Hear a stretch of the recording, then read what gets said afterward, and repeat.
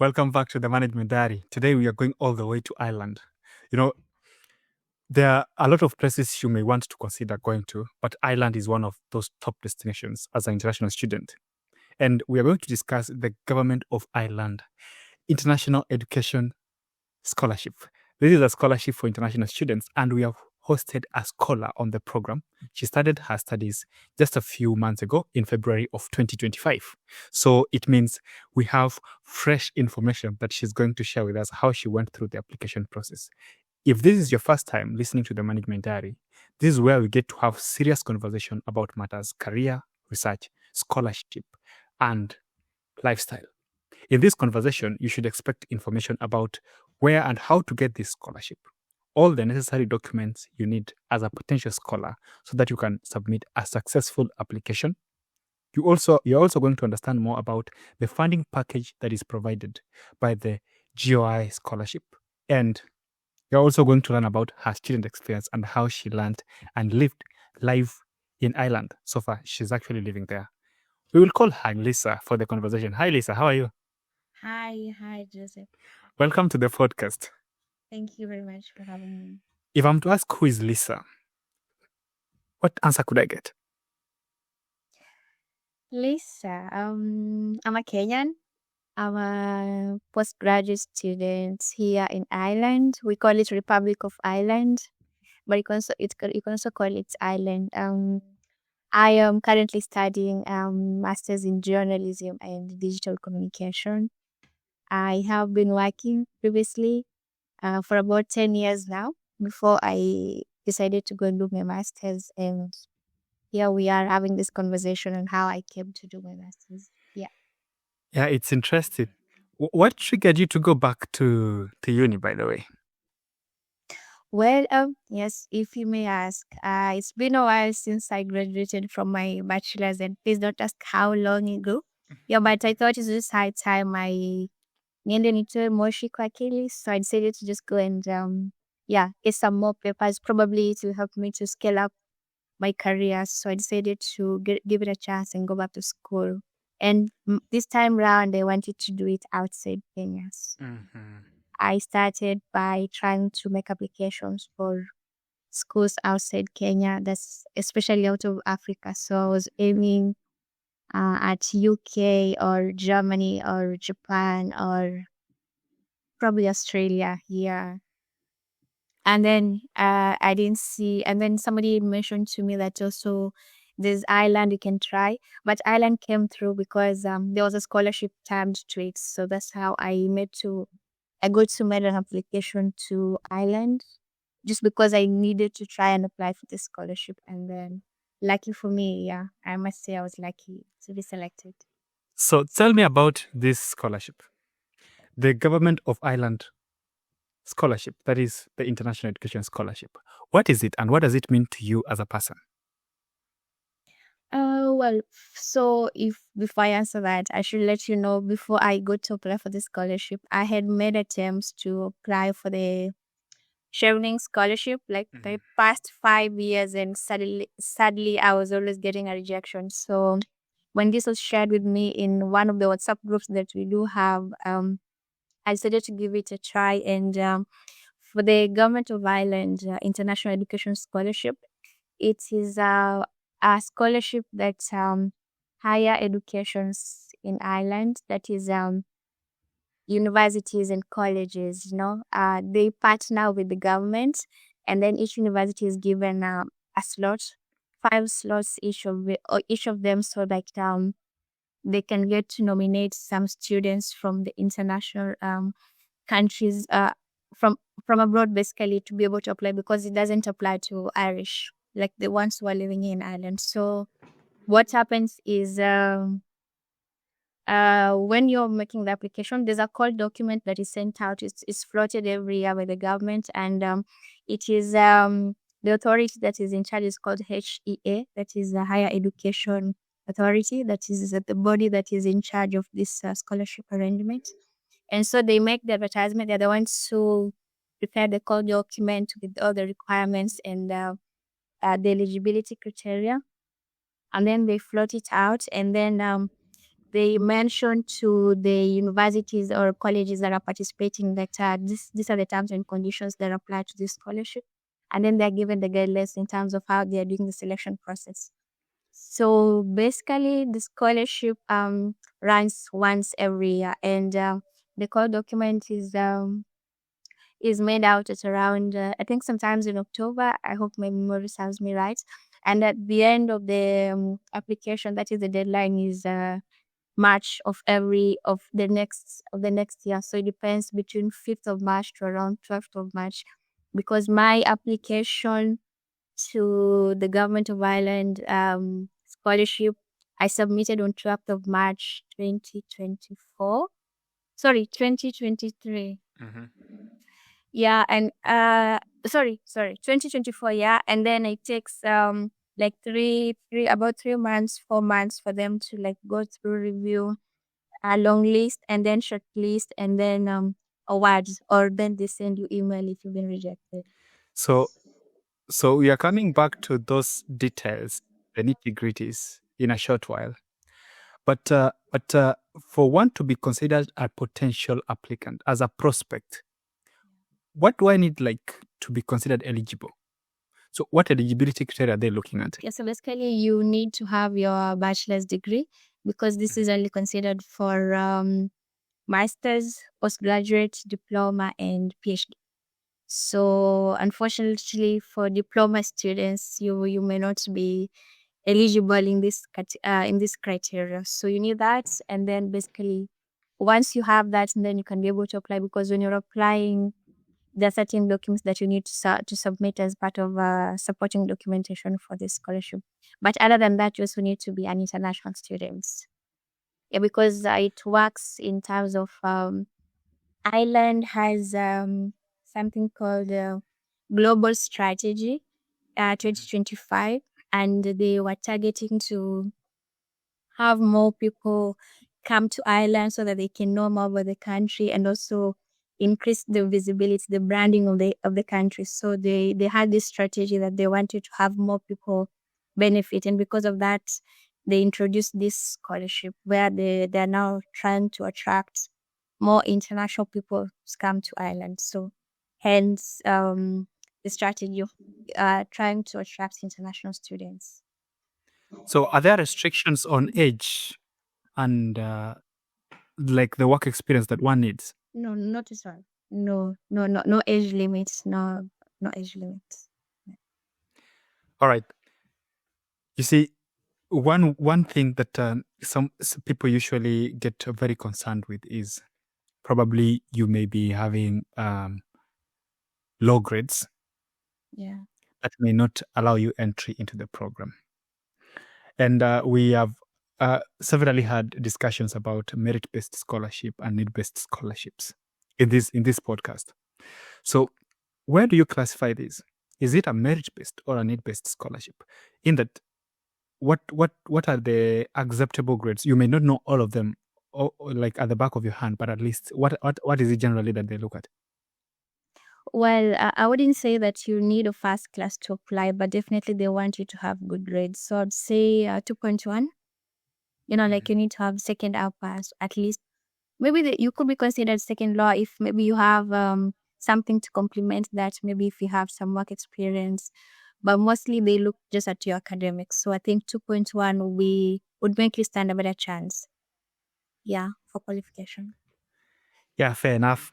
So I think that solves a lot of problems, because that normal curve, we have a lot of people falling here between second upper and second lower. Yeah. So when they say they only want just first class, it becomes a disaster, because now Yeah. Rules out imagine customers. Yeah. actually second class upper is very, very strong. Like it's as good as a first class. Sometimes you can find even the difference is just one grade or something like that. So yeah, the complementary one solves a lot of problems. Now, up to this point, we have not even touched the application itself. No. You said you submitted your application in March 2024. Yeah. Tell me about this application. What was needed? Oh yeah. So well, if you allow me to make a comparison, comparing to the Chevening scholarship, This is pretty easy, to be fair, and this is to encourage just anyone who's making these attempts and trying to move abroad for studies. I think GOI-IES is one of the easiest and less stressful scholarship in terms of documentation and what's required, because for me, like how it happened, I had two steps. So one of them is for you to apply for the scholarship, you first need to have an offer letter from the school. Yeah, and this offer letter can only come from the schools that are within the HEA, the Higher Education Authority category, and in which they've agreed to partner with the government to be able to offer these opportunities to international students. So you need to, a good thing is the call document has it's a one-stop shop that has all these guidelines and information. So once you see a call document and you open it will be able to show you everything. But basically is you apply to one of the schools that has been listed in the call document. And the thing is, most of the schools that are listed, there's an application fee for you to be able to apply to the school, for you to get an offer letter or an award letter. So some of them, like a few, maybe two, are free, but most of them are actually, you need to pay 50 euros to apply to the school. So once you get the offer letter, then you can now move to the second step, which is now making the application for the scholarship. And the submission for the scholarship definitely goes to the HEA, where you need to create your account in the portal and then upload, of course, the list of documents that will have been listed there. But definitely the obvious ones would be certificates and the transcripts mostly, and a reference letter. You need two reference letters from one professional and one academic. I mean, of course, it depends with you, but it's always good because you're making an academic application, so it's good. It adds more weight when you have a professional referee and at least an academic referee, because it boosts your application, and you want somebody who is putting in a good word for you in the application. Allow me to interrupt this conversation and bring something to your attention.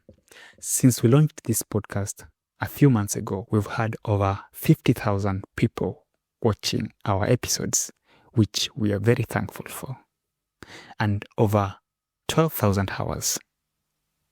However, we are currently trying to build our audience so that we can get the leverage to invite more guests to our podcast, and we can continue bringing more insights. As you can see in one of these sites, and I bet that's here, at least 80.7% of the people watching our podcasts are not subscribers to this channel. And what we are currently focusing on is building our audience. So I'm requesting that if you may like to support us, if you like what we are sharing, you support our channel by clicking that subscribe button so that we can grow. Our promise is to continue bringing you strong guests with more insights so that we can bring these conversations where you are. All right. So you applied directly to the university first. Yes. And you applied to higher education, HEI, is it? HEA, Higher HEA. Education Authority, yeah. Now,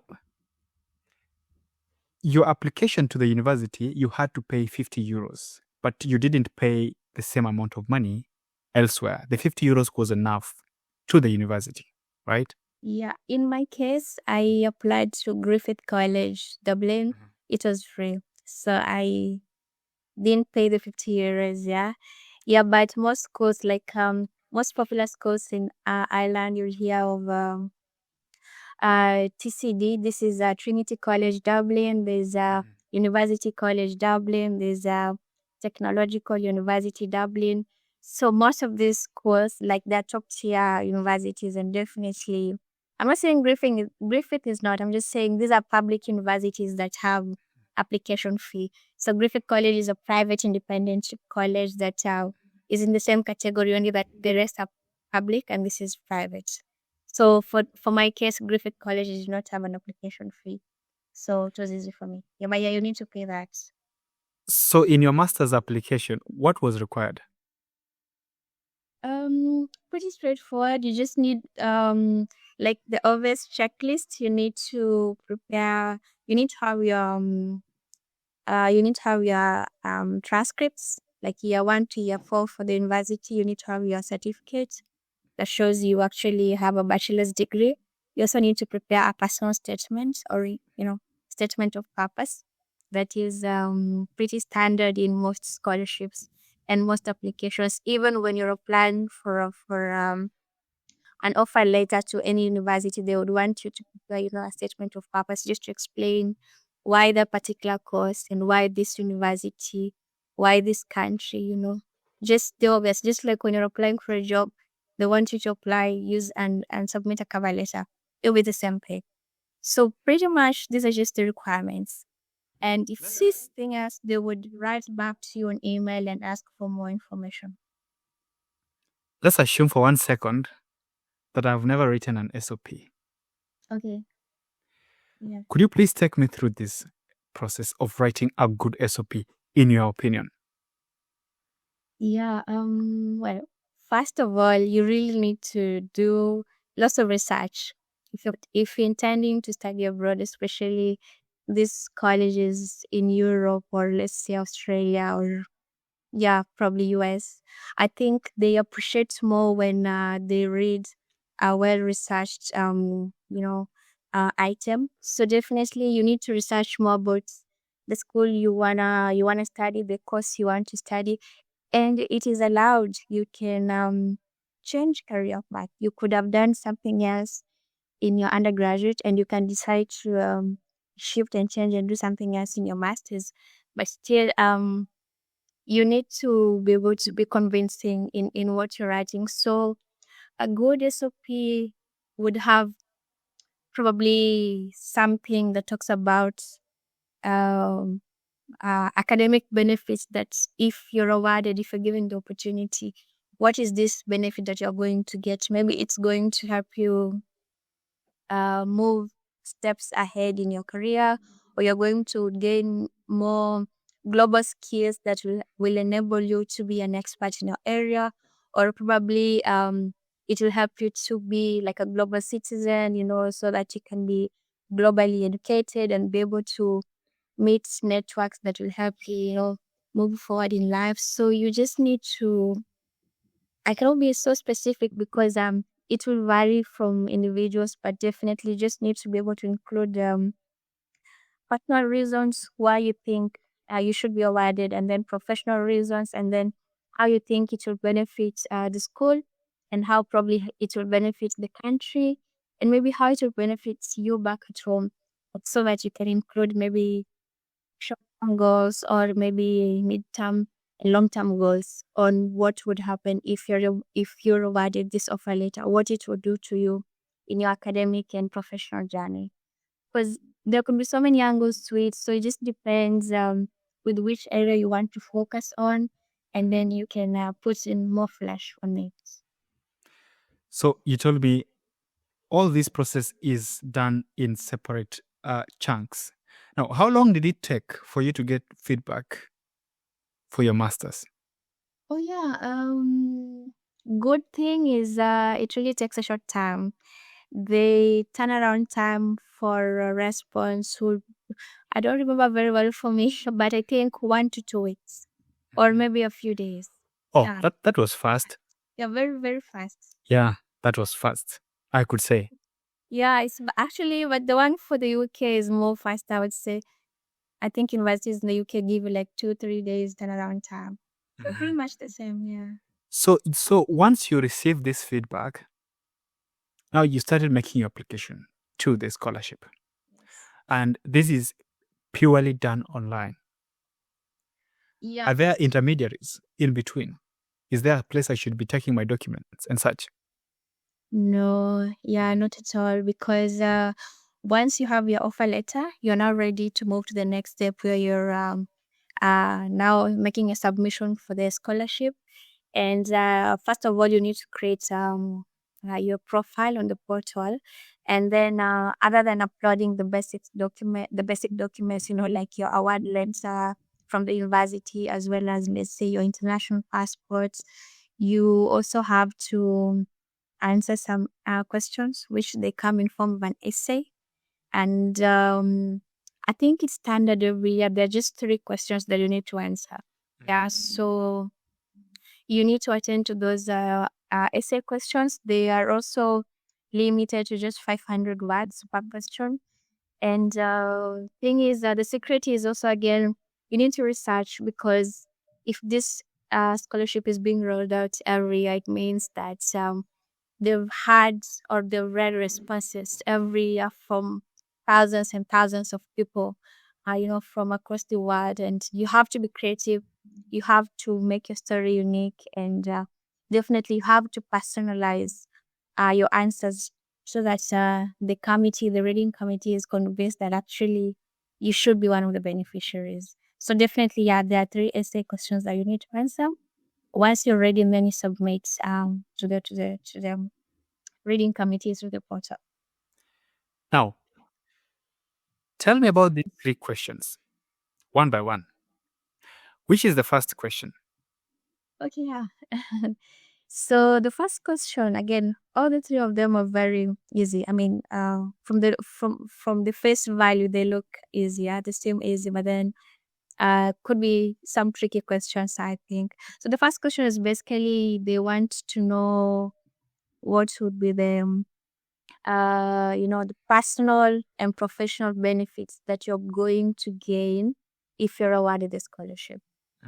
So basically, if today government of Ireland decides that you're one of the awardees, or for this particular scholarship, and that you deserve it, can you convince them that there'll be some personal achievements or some personal benefits that you're going to get, as well as professional benefits, and also to you as an individual, and also to your country, and also to Ireland itself as a country. So, what did you write? Because I know, when people listen to these conversations, they want to see it in black and white. Like, not necessarily 100% what you wrote, of course, but there's this umbrella or the shell of this is where I put myself, so that at least I, as a potential applicant, would know this is where I should also try to focus. Is there a way, like, can you remember what you generally put down? Yeah, so at the time, I think, honestly, if I'm being honest, I think I bumped on this document, the Global Strategy 2025 for Ireland. And this document, in the course of my research, yeah, I bumped on this, and it really had everything about the vision of the country, like in all the different sectors, whether it comes to education, energy, whether it comes to IT, whether it comes to bilateral relationships with other countries, and yeah, in Europe, as well as other continents, just where Ireland wants to stand as a country. And for me, it was a very big document. It's like maybe 25 pages or 50 pages of document that has different items. So I just immersed myself in the document and read through everything. And then I went back to each question in my essay and tried to customize based on the line items. Yeah. But yeah, just to answer your question on what I wrote, what I captured in my essay, yeah, to make it stand out. Yeah. Yeah, so the first question on the essay is like the benefit of becoming the scholar to you personally, professionally, to Ireland, as well as to your country of origin. So basically, on the personal angle of why I wanted to be a scholar, and it's just basically I acknowledge that Ireland is a top tier country in terms of education, and like recently, Ireland has been voted as the country with the most educated at about 52% of the population. Like it's literacy level in terms of education compared to other countries. So definitely, Ireland is a destination where everybody would want to be if you really focused in academics. So that was one angle I captured in my personal reasons why I think I should be awarded the scholarship. And on the professional angle, I talked about the aspect that you're able to build your build your network and be able to meet up with different professionals who can enrich your network and be able to help you learn get hands-on skills, because the teaching here in Ireland is blended. It's more practical plus theory at the same time, and so it's a hybrid kind of teaching. And for me, that was really a good way of putting it in my essay in terms of how it's going to benefit me academically and professionally, in a way that it's very possible to even get a job when you're still studying because of the network that the school exposes you to when you're studying. So getting a chance to study means that you're able to meet up all these people who can easily build up and help you scale up in your career. And on the benefit to Kenya, because I have to explain how Kenya as a country will benefit if me, a Kenyan, is awarded a scholarship. I talked about my angle in my scholarship is I have experience in renewable energy space, and currently I'm actually still working the renewable energy space. So I applied to Griffith because I wanted to study journalism. So I'm studying masters in journalism.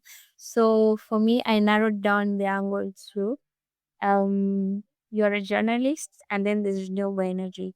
So I wanted to increase media coverage, in terms of sustainability and clean energy and, climate change and everything. So I was looking at the benefit that when I get the skills, because I'm awarded the scholarship and given an opportunity to study, when I go back to Kenya, I'm going to continue amplifying, the campaign and advocate for clean energy and sustainability, and why everybody should be responsible and save our climate. And so, as I was explaining, I was just narrowing it down to those triangles that are journalism, media here, and sustainability here, and see how the two can marry each other. So, And you mentioned you got this from the document you read. yes, yeah, and anybody can still make reference to that document. I still think there will be points that can easily really help you to make your essay stand out, because it's actually what Ireland is actually being at the moment.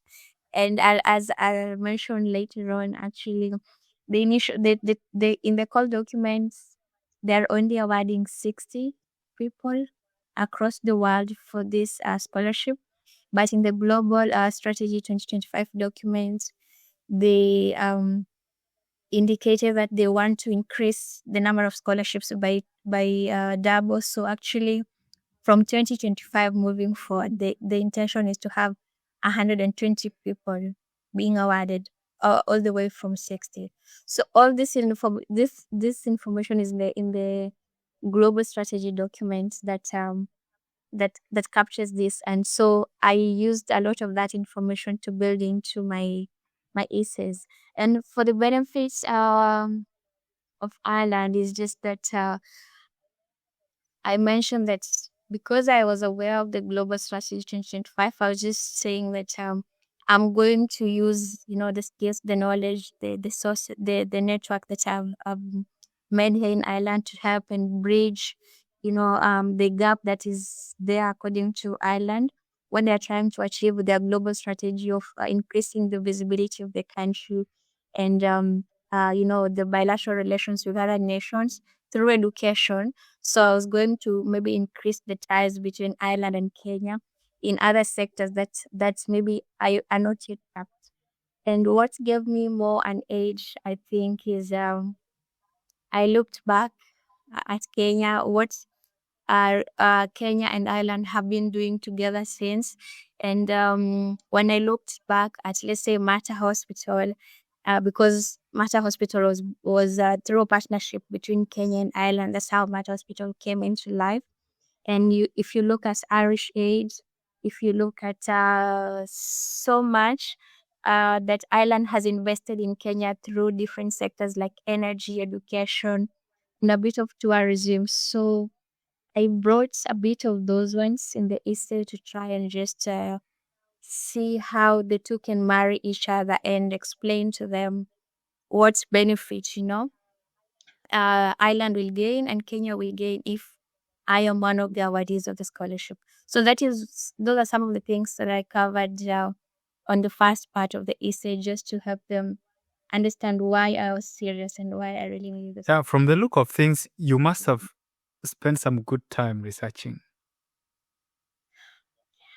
Yes, you. Yeah, because I can feel it. That is very very comprehensive. Like the way you bring all these things together, it shows that you went ahead to look like into details. Does the second essay also ask the same? What is it about? Yeah, okay. So briefly, the second essay, when you move away from the first one, the second essay just mostly talks about immersing yourself in the culture. Like, so when you're not studying, what do you do? Like with your free time. In my case, for example, this time when it's summer break and there's this 3 months that you're not in class, what do you do so that you're not homesick and that at the same time you're being productive, you're being useful. And because Kenya and Ireland, they're worlds apart in terms of how people live, how people, interact and socialize and everything. So it's totally a new place, new environment for you. So the second question, they just wanted to know how you'll be able to make good use of the time when you're in Ireland, so that again it benefits your country, it benefits yourself, and also they wanted to know how you can be able to make the scholarship popular so that more people can be aware of it, like what you're doing, and also be able to maybe participate and apply, and so that people can be able to know about this, just so that it doesn't die with you, it doesn't end with you, that you've been awarded the scholarship and then that's it. So they wanted to find out ways you can make popular the scholarship. Yeah. So what did you say? Yeah. So this was a tricky question. I cannot lie, and I say this because, like I mentioned earlier, people apply to these scholarships every year, and you're very much well placed to know this, that every year there are scholarships that are rolled out, and people keep repeating or maybe trying to be creative with the responses. So actually, the other thing that I did, I went online and I researched more on similar essays that have been done on this Government of Ireland scholarship, and I just wanted to see what did people say, and it was an interesting time for me because there's a platform. I don't know if it's essays.com or something close to that, that you can actually type the name of the essay, and it actually populates, and you can actually see people have typed the essays there, and people have given responses on. People copy and paste their essays that they've written, and then actually somebody like an expert corrects the essays and says, this one you've not captured this here, you've not captured this here. It will be better if you add this and that. So that's just a side tip, but I think that also really helped me to thoroughly review my questions, my answers and responses, and improve them so that they can be aligned with the question. Yeah, this is why I'm saying this, because I think question two was very tricky, even though it looked easy. But what I talked about is I talked about three things. Number one, I talked about I am in Kenya. Back in Kenya, I used to be a volunteer with Kenya Red Cross. Yeah, so I mentioned that during my free time, I was gonna join the Red Cross in Ireland, and then I'm going to borrow some of the good practices that are doing here and then I'll be able to take them back home and also bring the ones, the things that we've been doing in Kenya probably that they're not doing here, and then merge and marry them so that we can do more like exchange of skills or transfer of skills kind of a thing. So that was one angle I looked at when I was answering the question on what I'll be doing with my free time when I'm in Ireland. And I also talked about Griffith College. They actually have radio station. It's called Griffith FM, Griff FM. So how to make the scholarship popular? I talked about because I'm a journalist student and we are given a platform to use the radio station for your own full assignments or for whatever, for practice and everything. So I talked about using Griff FM by virtue that I'm a student, a media student, and create sessions, create podcasts, for example, or create interactions and media interactions that will be able to make this scholarship popular. So definitely through the radio. So and then I further went ahead and mentioned that there's this something called Radio Garden. I don't know if you've heard about it, but you can be able to listen to radio station here in Ireland, even if it's in Kenya or in Tanzania or in the UK. You just need to type in the frequency number and then you can tune in and listen to it. So I mentioned that once I create my content through Griff FM, then I'll be able to make people aware of the frequency number and then they can tune in through Radio Garden and they can listen through it from whatever part of the world they'll be. So I think that gave me a mileage as well because probably they've not heard of that before something. And then anyway, the obvious one was also I talked about just immersing myself in the culture by learning what the Irish people do and participating in the common events that they have here, like this St. Patrick's Day. So it's really a big deal here in Ireland. It takes like 2 or 3 days where people don't go to work and they just celebrate, have fun, party, drink on the streets and all those things. So I talked about the um bigger concerts that they have here, like Dublin Film Festival, and I also talked about trying to learn the language. So more like a language exchange thing where I would learn Irish and then in turn I'll teach them Swahili so that we can make good use of the time.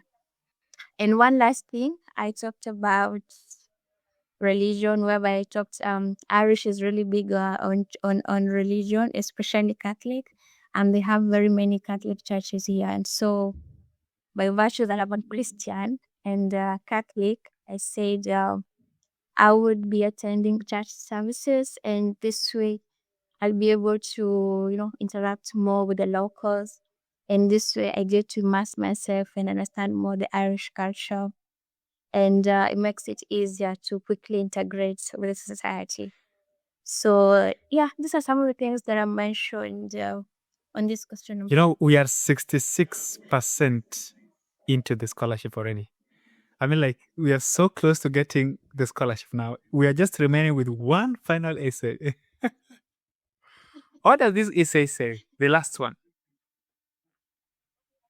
Okay, yeah. So the last essay basically talks about you being a scholar and alumni. Yeah.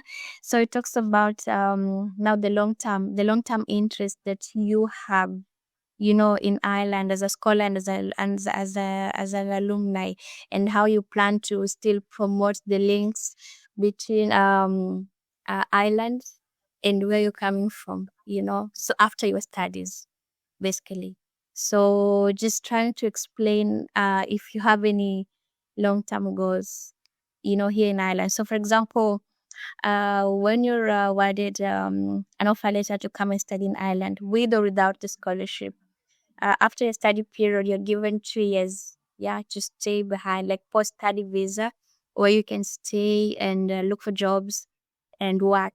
And if you get a company to sponsor you, then you can change the type of visa and have, that sponsorship visa. So because of that, it gives you a good stepping stone to be able to have long term goals in Ireland, and you can easily stay. You don't have to go back to your country. But still, so they want to understand if you have any visions of wanting to stay. So whether it's staying in the country or going back to where you came from, but still maintaining the relationship. So that's what they wanted to understand in this question. Okay. Yeah. Yeah. All right. So you told them you are staying. No, no, not directly. I didn't say. Yeah, yeah, but you definitely, of course, I want to stay. Definitely, I think Kenya is better. Ireland is better than Kenya, but on a light note, it depends what's the context. Yeah, but I just talked about yeah, how I can maintain that relationship, and maybe looking at the embassies, what things you can achieve, or going through the embassy, because that's the government. And how I answered this question is, I made a bit of reference to the Global Strategy 2025 document again, and this time I focused a bit on the education bits of it in the document. They really covered a lot, especially on the education. I think Ireland is really trying to attract more people. And for example, in the documents, they were targeting to have at least 14% um, increase for international students to come and study in Ireland. And they also had a vision where they want more people to learn Irish language. And it is sad to say that even here in Ireland at the moment, the young generation actually do not speak the Irish language. So it is becoming actually a bit of an endangered language. So they have a target to keep reviving the language and make it more popular. In the same way people speak French, Spanish, Arabic in the so the same way they also had a target for this. So in this question, I did talk about that, and one of the things I mentioned is that the way we have TVETs in Kenya and all those institutions of higher learning. I just mentioned that one way we could make long term relationships between Kenya and Ireland is because they already have a budget for this. Yeah, what we can do is as an incentive, uh, myself, I would be like the liaison officer or whatever the position is, and I would work with the embassy and create connections with all the TVETs and higher education institutions in Kenya, and then we would introduce Irish language in those institutions. And then because there's already a budget for it, they will be paying very well, to anyone who is interested in learning Irish language. They will be given a lot of incentives so that they can these institutions can be supported so that they can attract more students, and this way we can introduce the Irish language or make it more popular in Kenya, because I'm very sure it is not popular, and I don't know any place in Kenya where you can learn Irish, for example. So I used that angle in one of the responses and just said acting as a liaison, and then going through the embassy, and because there's a budget for this already from the government of Ireland to incentivize the TVETs and higher education institutions in Kenya so that they can start teaching Irish language. And then this way, many people will get to appreciate the language, the Irish history, and basically, speak it more. You're very creative. Yeah, thanks. Did ChatGPT play any role in any of this? So how did you use it to support your application? Oh, by the way, ChatGPT can be any LLM for this matter, like any AI model. Mhm. Yeah, yeah. I won't lie. I did use ChatGPT. I still use ChatGPT. in almost my day-to-day needs. Yeah. So what I did first is I had my first draft where I wrote what my story is, and then I went to ChatGPT so that it can help me to rectify the grammar, to make it more coherent, make it concise, because when you're writing it sometimes it can overflow more than 500 words and you have a word limit. So I think I'm good with prompts. So I customize my prompt on ChatGPT so that it can answer the question using what I've already written, but limiting it to 500 words. But I already had the whole rough draft written down, so it was already it was already there. The content was there, so I just needed more to make it more flowy. That is a word. Yeah, yeah. So, but the ideas, you came up with the ideas just to get it right. Yes, I did. I came up with the ideas after doing lots of research because I realized uh when I was doing research on the essays.com, I think that's the website, like these questions have been answered multiple times by so many people, and that people are giving generic responses, and definitely that's why probably people are not being awarded. And the fact that there was somebody like more of an like expert who was actually highlighting like the omissions, or maybe that's not the right response and stuff like that, I was able to be tuned into how I need to answer the question. So definitely played a role in helping me customizing. Did you attend an interview at any stage? Oh, good question. Yeah, I was gonna come to that. No, so like I mentioned, no, GOI IES does not have interviews. Yeah, it's just two-stage process where you get the award letter. You first apply to the school, you get the award letter, and then you apply to submit your scholarship. And then okay, what happens next is before the reading committee awards you the scholarship, the school actually has again to nominate you. So even though you've submitted the scholarship to the Government of Ireland Reading Committee, the HEA committee, it's the schools, because each school has 5 slots. So you probably find maybe 20 people have applied, let's say, to Griffith College, and they want to be considered for the scholarship. So it's up to Griffith College to read through the essays, and let's say maybe nominate 10 people out of the 20 who applied, and then they'll submit the 20 names to the reading committee, that is for the government, the HEA committee, and then from there they'll now shortlist only 5 people. So definitely the school again has to nominate you. Other than them just giving you the award letter in the first phase, they also have to nominate you before this reading committee can actually select you finally. Between your scholarship application submission and the response date, how long did it take? Yeah, so in the call document, it indicates that if the deadline is in March, by early June, a time like this right now, because today is 4th of June, everybody who applied for the call of 2025 have already received their feedback. So they start with the rejection list, and then finally those have been awarded. So a time like this, people who will be studying in 2025 September, they already know if they've been awarded or not.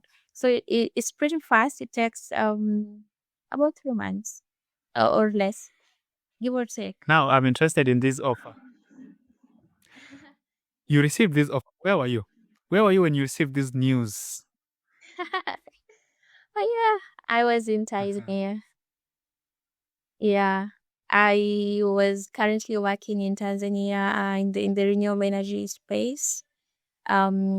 I still work for them. I actually work as a business development manager for our solar company. So I had just moved to Tanzania in March of 2024.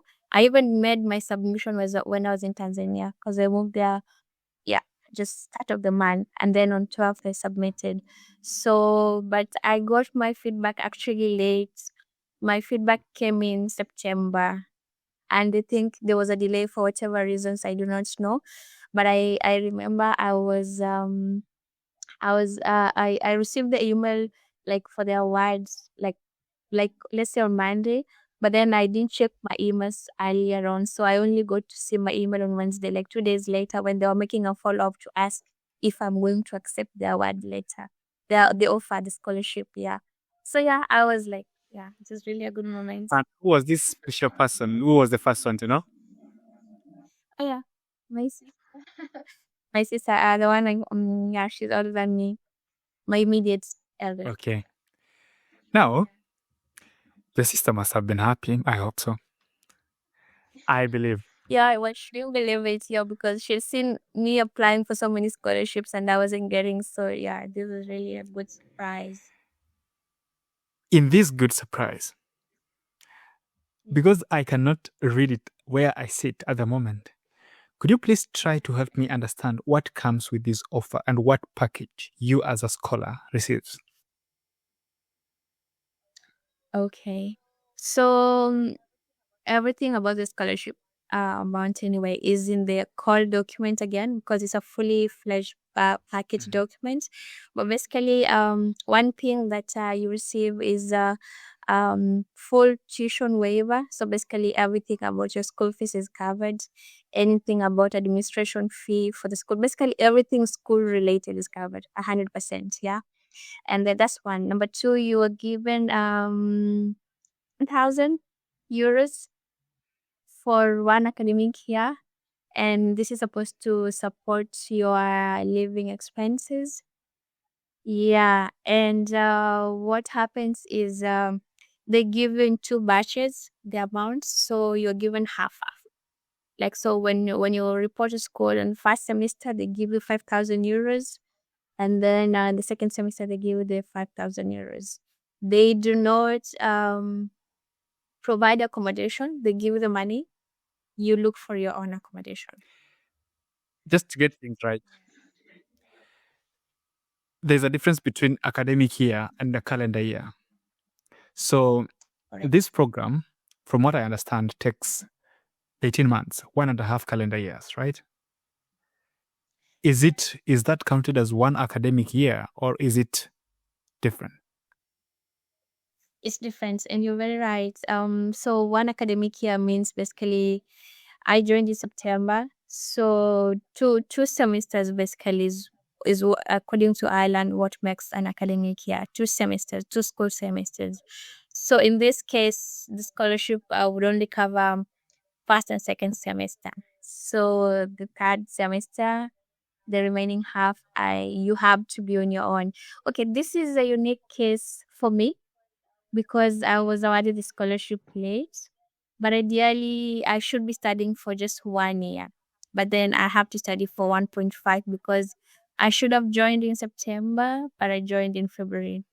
So it's a unique case for me. But actually, one academic year, you should be able to just have 2 semesters. Now I understand.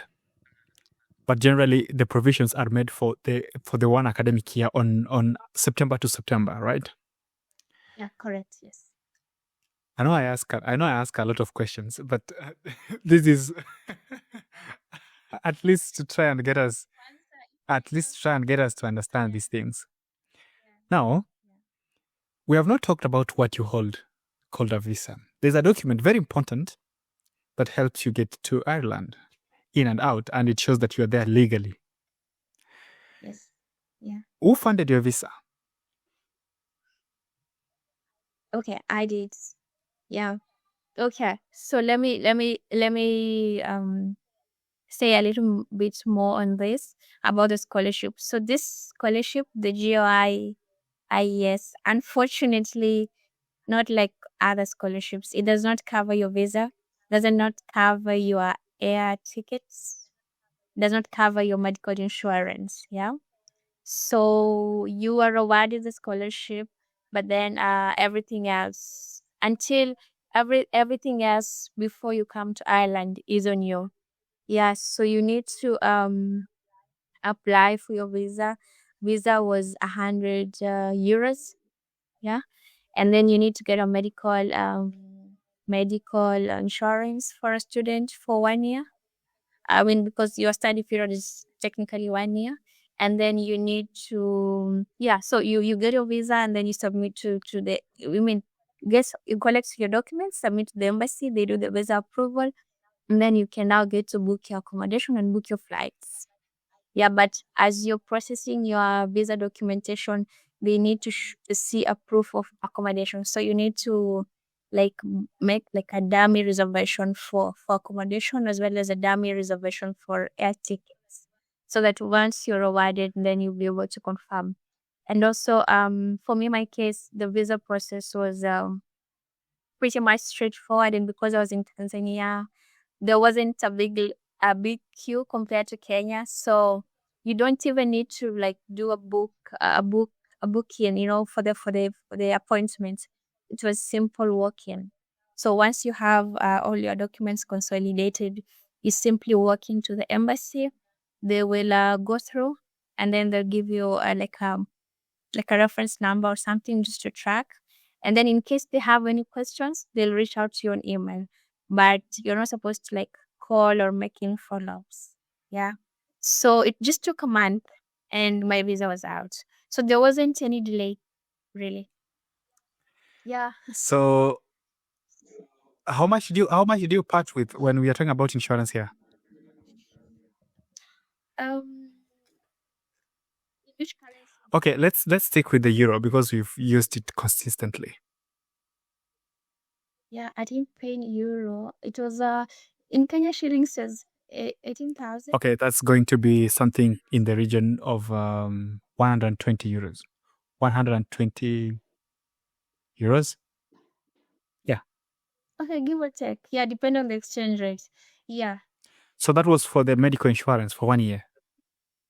Yeah, medical insurance, because you need to submit that as part of your documentation for the visa application. The one I When you say you arranged your accommodation, what do you mean? Yeah, what I mean is in Ireland, for example, I've seen different types of scholarship, and there are other scholarships where if you're awarded the scholarship, actually because you'd have selected a school already, the particular school that gave you the award letter will make a reservation for you in the school. So they'll set aside a room for you because you've been awarded this particular scholarship. So you don't need to worry about accommodation when you come to Ireland. Yeah, and for that other particular scholarship is that other than them already making reservation for you for a room in the school, they'll also give the money like for the stipend. So this particular one, the GOI-IES, they simply give you the money. You find your own accommodation. So the challenge is for a country like Ireland, there's a housing crisis. Yeah. So if you're new, you're a student, and you don't know where to start, it can be really daunting because we have housing cartels. They actually take advantage of students because they know you don't know how to find affordable accommodation, and even probably the accommodation that the school is offering, let's say Griffith College, maybe above budget, or maybe you don't want to live in school. So because of that, you have to find your own means to look for accommodation. So basically, anyway, you go online. There's so many links that you can check online for student accommodation in Ireland or in the UK. So anyway, that was what I did. Basically, I just went online and checked through different links for student accommodations in Ireland, and then this how I made actually a booking before I came, because you need to have a proof of accommodation. So it took 1 month for you to get a visa. Correct. This visa comes with a lot of rules and a lot of specifications. One of the things I know for sure is the duration of time you're going to stay in the new country and the restrictions around what you can and what you cannot do. So for the start, how long does your visa last, and what provisions are there after you are done with your studies? Okay, so the visa, once you are given, you need to, when you arrive in the country, within 3 months, you need to, the one you are given is called an entry visa. Yeah, when you enter the country, you need to, again, within 3 months, visit the immigration so that you can be given the actual student visa, which is valid for 1 year. Ideally, because you're supposed to be studying for 1 year, but in my case, for example, because I'm studying for like 1.5, after the 1 year is over, I need to renew it. Yeah, for another year until I'm done with my studies. And then once this one expires now, you will be given a post study visa, which in Ireland allows you to stay here up to 3 years as you look for employment or whatever your reasons. Hopefully, you wanna stay in the country and get a job, so they'll give you an opportunity to do that by giving you 2 years allowance to stay in the country. So within 3 years, if at the end of the 3 years you do not have a job, for example, then you'll have to leave the country because staying longer than that means you're in the country illegally. Yeah. So the stamp that's put on your visa is called stamp two. Stamp two is basically for students who are studying masters or bachelors or postgraduate diploma. You're given a stamp two visa, and then once you graduate, you move to another stamp for your visa. It is called stamp one. 1G, G means general. So that allows you to now look for any type of employment. And if you get a company that employs you, let's say on a full time job, then you go to stamp one.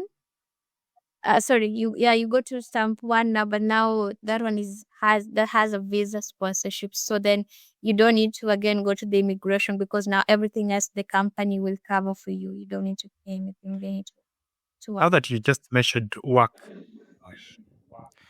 um,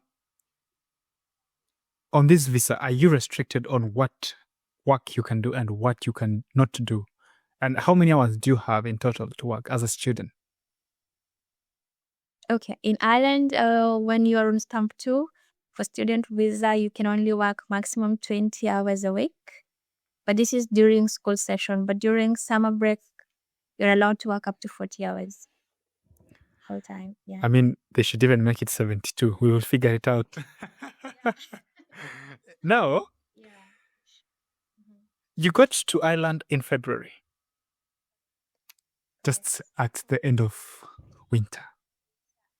Winter. How was it? Do you remember the first day you got there? Of course I do. Ireland is so Mhm. windy.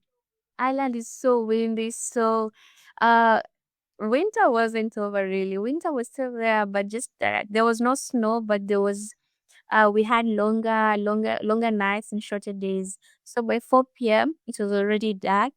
It's raining, and then it's so windy. And if you're not really heavy, you could easily, be lifted and taken away by the wind. Yeah, but it was a bit cold. I was actually expecting really, really, really cold weather, but it was something manageable. Maybe because it was almost towards the end. Yeah, maybe, but it wasn't that bad as I expected. So I was okay. So tell me, on this first day that you got into Ireland, was there somebody to pick you to take you to uni? How was it arranged? Well, yeah, thanks for asking that. So, the school was very kind enough to send us a driver, and this communication we received even way before we traveled, where we were sent the details of the driver on email, so his name, his number, and the time where he'll be picking us up, and where he will be located in the airport. Because when you land, you do not have like local SIM card to start making phone calls. But good thing is that there's airport Wi-Fi, so you simply he would be there waiting, in a certain place. But in the event that he's not there, because he'll be standing with a banner written Griffith, so that you can easily read.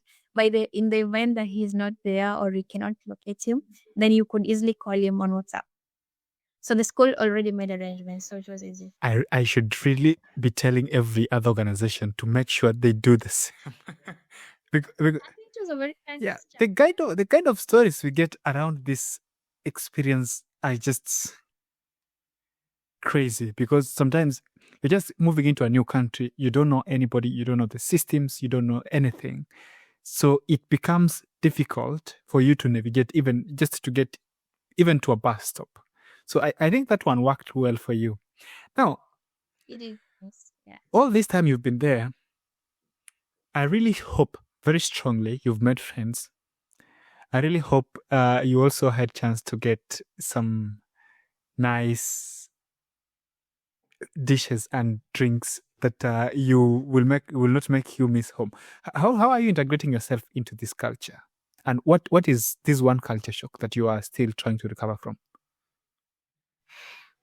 Well, again, because I applied for a scholarship, I had done my homework, did a lot of research about the Kenyan community in Ireland, and probably, how to deal with culture shock and maybe homesickness and all.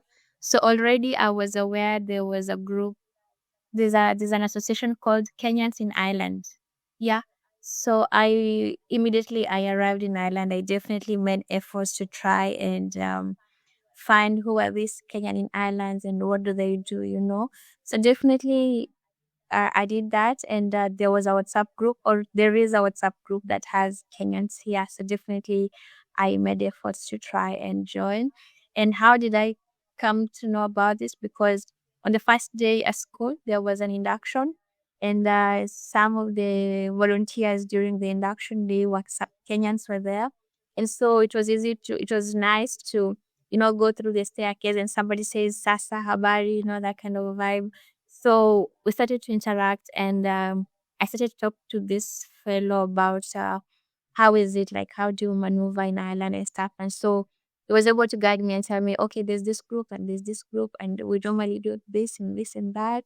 And so yeah, joining the groups basically is a good starting point, because then definitely good to see through the conversations, people planning hikes, people planning meetups and everything. So it's easy for you in the first few days before you settle in, when you hear people speaking Swahili in the same group and you're all in the same country in a foreign land, makes you at ease. Yeah. So that was easy. But then I came to realize in school, Griffith College, there's so many Kenyans there. So even in my class, we are like 4 Kenyans there. So it wasn't really that bad, because even if I didn't have any other network, we could easily have created our own home away from home with the small network that I had. But then yeah, so one person tells you this, the other person tells you that, and within a short time, you've been able to like easily meet up and integrate with people. But then I've been attending events. I've been trying to go to different places. Ireland is a historical country. It has so many beautiful places to visit. So when you go, you get to meet up with the locals, and you learn their culture, the way they live, how they interact. And there wasn't really a lot of culture shock for me as I was expecting. I mean, it was my first time in Europe, and I thought there'd be a lot, but the only thing I've noted is just the longer days, shorter nights, or the shorter nights, longer days, and vice versa. That would say really busted my bubble. Everything else looks okay, because I had done my homework, so it was fine. Yeah. So tell me, you just mentioned networking, and I'm like, somebody who has listened to this conversation this far, they'd probably be interested in trying to network with you and learn more about you, things that you're doing now and things that you may be doing later. How can I connect with you and try to get in touch? Okay, yes. So I am on LinkedIn. I'm on LinkedIn. My name Elizabeth Biwott. I use it on LinkedIn. I'm pretty much active there, and I can easily be reached there. I'm also on Instagram. My Instagram name is Lisa Biwott. Easily I can connect with anyone there. I'm also on Twitter, or X, formerly Twitter, with the name Biwott Lisa. I also like to follow politics and just don't lose touch the ground. So I follow actively what's going on back at home and in Tanzania, because I'm also a resident in Tanzania. Just check the description of this video. You will find links to her profiles. So she has mentioned LinkedIn, she has mentioned Instagram, and she has mentioned X. So you will find the links to her profile in the description of this video. You will also find links to the GOI-IES scholarship at the same spot. Just check the description of the video. But then, what do you have to say to this potential applicant? Yeah, okay. So for me, one is Ireland is a good country. If you're looking to study for your master's or even bachelor's degree or even PhD, I think you should consider Ireland. I know other countries have been popular before, like Australia and UK, but I think try and flip the coin and look on the other side. Actually, there's a lot the world has to offer. So I would like to invite everybody come and join me in Ireland. It's a good country, and the government of Ireland international education scholarship is among the easiest scholarships for anyone to apply. So I think if you're tired of applying for scholarships and getting rejections all every time, for me, this was my first attempt actually, and I got in. So if I did it, anybody else can do it. So don't give up. I know that how the journey has been like. It's not easy, I cannot lie. But you just need to do your homework, do your research, and then pray, because there's a bit of luck that goes into this. Because if I must add, when I received my award letter, yeah, the numbers indicated was that only 60 people were awarded, and we were 5,800 applicants. So you see, like, what are the odds? I mean, if it's your turn, you just need to put in the effort. And when God says it's your turn right now, nobody else can say no. So everybody should be encouraged. We should never say never. I don't think I will add any other statement. So that was Elizabeth Biwott, and this is the Management Diary. I'm your host, Moi Joseph, and until we meet again in the next episode. Bye-bye.